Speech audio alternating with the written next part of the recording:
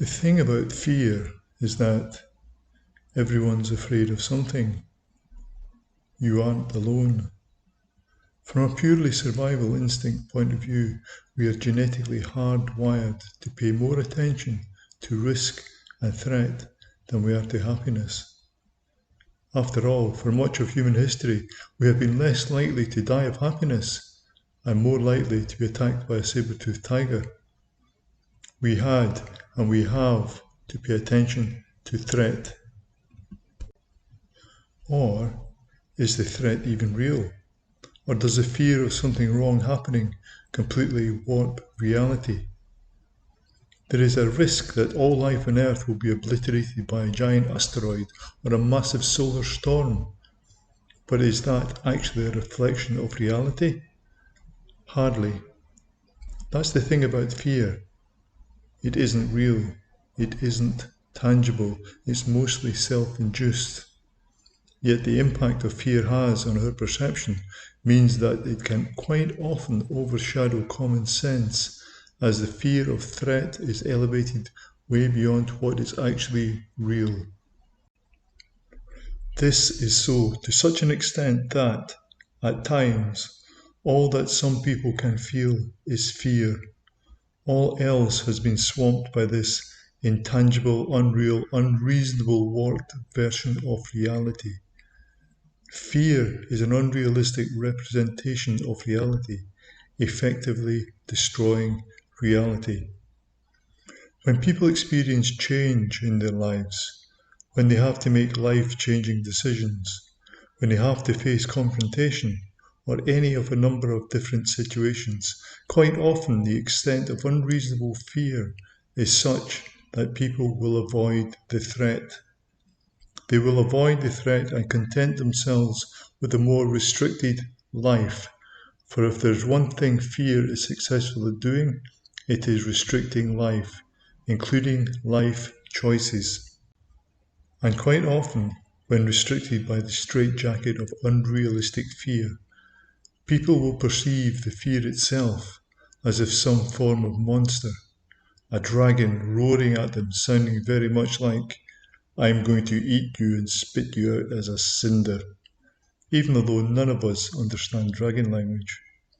Yet perception makes us fear the worst, and so we run like hell away from the dragon. Yet only by understanding the monster of fear can we ever understand that our lives demand better than being controlled by something as intangible and unrealistic as fear. You will never understand the dragon by running away from the dragon. Why not? Well, because it's a dragon, and it can fly faster than we can run, and the more we run, the greater the fear becomes. Therefore, simply stop running.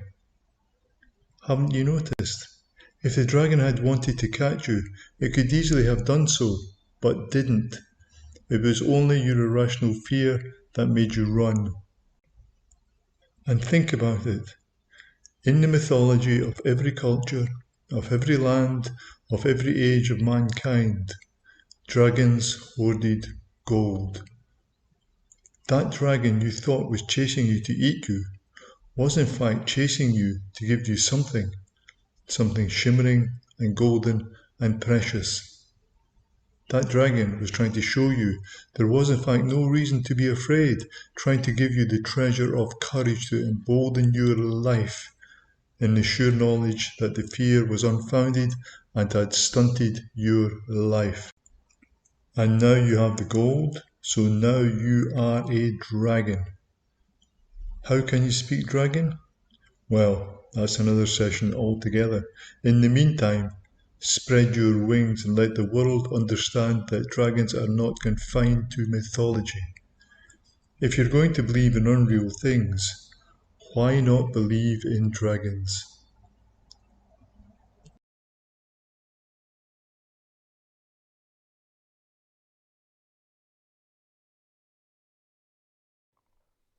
A series of articles by J.S. Stuart. Number 1.